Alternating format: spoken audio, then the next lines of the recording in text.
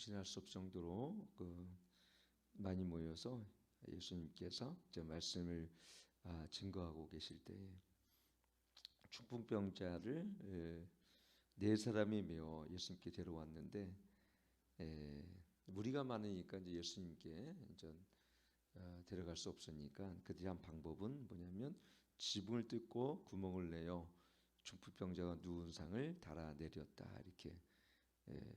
근데 여기서 보면은 참 신기해요. 그 사람이 볼 때는 얼마나 무례합니까?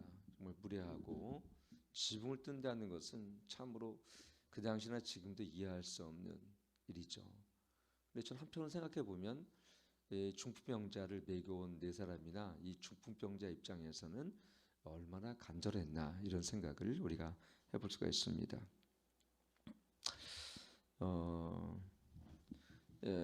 제가 이 예수님께 나온 사람들 수로보니게 여인도 마찬가지죠. 뭐 떡부속이라도 구했던 그런 여인처럼 때로는 우리가 생각할 때는 무례해 보이는 거고 우리가 생각할 때는 정말 저런 방법은 안 된다라는 것들이 주님이 보실 때는 오히려 그 절박함을 보시면서 믿음으로 그 귀한 믿음으로 보셨다라는 것이 참 여기 보면은 기록에 나와 있습니다. 5절 보면 예수께서 그들의 믿음을 보시고 그랬어요. 중풍병자에게 이르시되 그들의 믿음을 보셨다 그랬거든요. 지붕을 네 명이서 침상을 메고 오면서 사실 뭐 네 명이 메고 와도 참 이게 그 당시에 뭐가 있겠습니까? 오토바이도 없고 차도 없으니까 아마 집에서부터 먼 거리를 네 명을 메고 왔을 것입니다. 굉장히 적지 않은 노력과 그 다음에 힘이 아마 들었을 거예요. 집에서부터 메고 왔으니 또 중동의 날씨는 얼마나 덥습니까? 그런데도 네 명의 이 친구 관계겠죠, 그렇죠? 사람들이 중풍병자를 메고 왔는데 메고 오는 것도 힘든데 메고 와서 사람들이 많이 모여 있는 그곳에서 세상에 지붕을 이렇게 막 뚫어가지고 그 환자를 내려놓는 거예요. 그런 지붕을 뚫을 때 소리가 들리고 먼지가 나고 그랬을 거 아닙니까? 그러면은 말씀이 방해되니까 사람들이 소리 질렀을 거예요. 야 누구야 하고 막 집주인은 더 어렵겠죠. 아는 사이일지라도 생각해 보세요. 집주인인데 지붕을 뚫는다는 게 말이 됩니까? 상식적으로는 정말 이해가 안 되는 거였어요. 근데 지붕을 뚫는 거예요. 오늘 말씀을 증거하면서 요즘에 저는 우리 그 4개월 전도를 처음 시작하면서 그 조규백 목사님께서 그렇게 얘기하던 절박함, 정말 우리는 절박한가, 정말 이거 간절한가. 그래서 이 4개월 전도는 사선을 넘는 기도다, 사선을 넘는 전도다 이런 말씀 하시더라고요. 요즘에 어쨌든 저희 교회도 매주 어쨌든 뭐 이렇게 새롭게 오십니다. 매주. 사실 작은 교회에서 그동안 우리가 제가 개척을 하고 지금까지 왔지만 이렇게 매주 온다라는 것은 진짜 그런 일이 없었어요. 진짜 뭐 한 달에 한두 명 오면 그것도 많이 오는 거였어요. 그 전에 그럼 전도를 안 했느냐 했어요. 근데 이렇게 절박한 마음을 하진 않았어요. 이렇게 저도 간절하게 온 성도가 다 하진 않았어요. 지금 뭐 아시겠지만 월요일 날도 합니다. 월요일 날도 안 쉬고 새벽기도 끝나면 집에 가서 1시간 정도 쉬었다가 다시 와서 기도하고 전도하고 오후에 또 하고. 제가 20일 기도 때문에 요즘에는 이렇게 2번을 못 하거든요. 저는 2번을 했습니다. 물론 오후에는 우리 전사님들이 와서 하시기도 하고 그래요. 지금 토요일 날은 뭐 대부분 보니까 많이 나와서 이렇게 하시더라고요. 근데 하나님 그게 무슨 차이일까 보니까 절박함의 차이, 절박함. 얼마나 절박한가 하나님 앞에서 우리가 인생이. 기도도요. 간절함이 없으면, 절박함이 없으면 그냥 우리가 그냥 매일 습관적으로 드는 기도 있잖아요. 안 하는 것보다 낫지 모르겠지만 그러나 믿음이 없고 절박하지 않은 기도는 때로는 하나님을 기만하는 기도가 될 수 있어요. 진실함과 우리 안에 절박함이 없는 것. 예배도 마찬가지. 하나님 앞에 정말 우리 하나님 앞에 간절한 마음으로 드려지는가라는 것입니다. 예수님께서 그들을 치료하셨던 게 공통점은 뭐냐면 스로보니아 여인에게도 그렇고요. 이 성전 미문에 앉아있던 자들에게도 그렇고요. 절박함으로 간절함으로 나왔던 자들에게는 반드시 그 믿음을 보시면서 그 병을 고쳐주셨어요. 정말 그랬어요. 야이로 저기도 그랬죠. 야이로 딸도 그랬죠.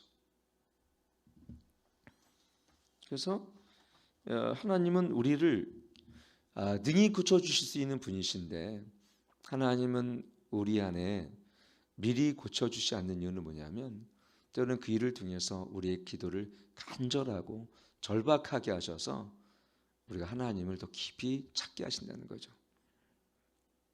그래서 우리는 이 모든 하나님 앞에 응답의 문제는 간절함과 절박함 가운데 있다는 것을 이렇게 보게 되어집니다. 그래서 이것이 바로 하나님에 대한 열정이에요. 그리고 열심입니다. 이 절박함. 이 예배도 우리가 정말 간절하게 정말 열심히 드리는 거하고 열정을 다해 드리는 거하고 차갑고 냉랭하게 드리는 것은 차이가 있어요. 이것은 지붕을 올라가서 기와장을 벗겨내고 상에 끈을 매어서 예수님께 말씀을 전하신 앞으로 달아내린 것은요. 이것은 뭡니까? 예수님께 보여준 절박한 믿음이요 간절한 믿음이었다라는 것을 여기서 보게 되어집니다. 세상을 볼 때는 저게 믿음이야? 라고 한 것이 하나님 보시기에는 정말 간절한 그 믿음을 보셨다는 것입니다. 스로보니아 여기는 이방인이었습니다. 유대인들은 오히려 예수님께 간절하지 않았어요. 유대인들은 바리새인들이나 오히려 예수님 흠을 잡기 위해서 예수님을 정죄하고 판단했지만 이방인들이 오히려 예수님에 대한 간절함이 더 많았습니다. 산헤드린 공회에서 하나님의 율법을 연구했던 많은 유대인들은 오히려 예수님께 나올 때 그렇게 간절하지 않았어요. 근데 오히려 이 병들고 지친 자들은 하나님께도 간절히 나왔습니다.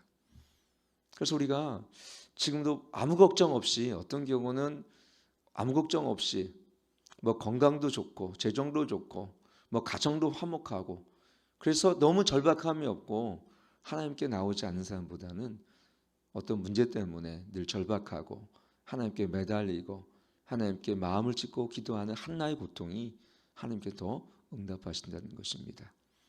여러분 한나는 여러분 무자한 게 그 당시에는요 사실은 저주였어요.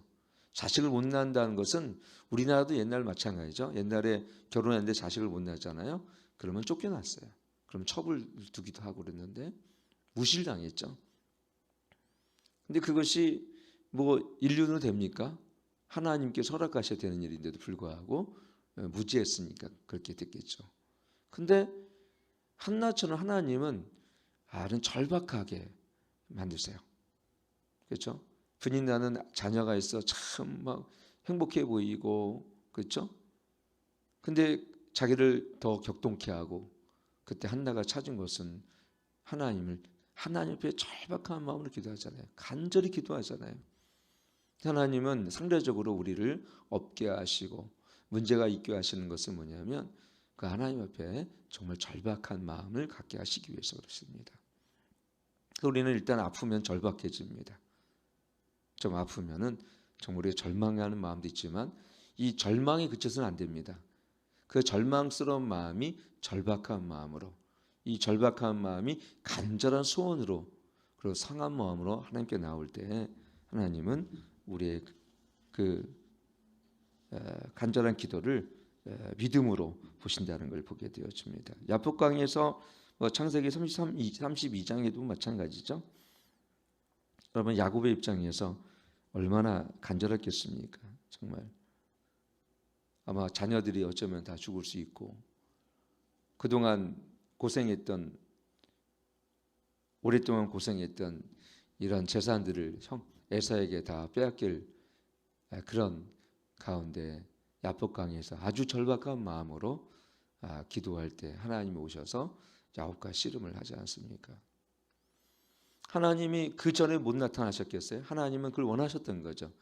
하나님은 절박한 마음으로 그리고 간절한 마음으로 하나님 자신을 찾는 자들을 찾고 계신다는 것입니다. 그만큼 우리 야곱의 마음처럼 스로보니게 여인처럼 또 야이로처럼 그리고 백부장처럼 그리고 오늘 본문의 중풍병자를 메고 한 4명과 중풍병자처럼 우리는 하나님 앞에 절박한 마음으로 쥐붕을 뜯어서라도 그것은 그게면은 이걸 사고를 쳐서 그러는 게 아니라 그만큼 절박한 마음으로 주님을 찾으라는 것입니다. 21일 기도 중에 있습니다.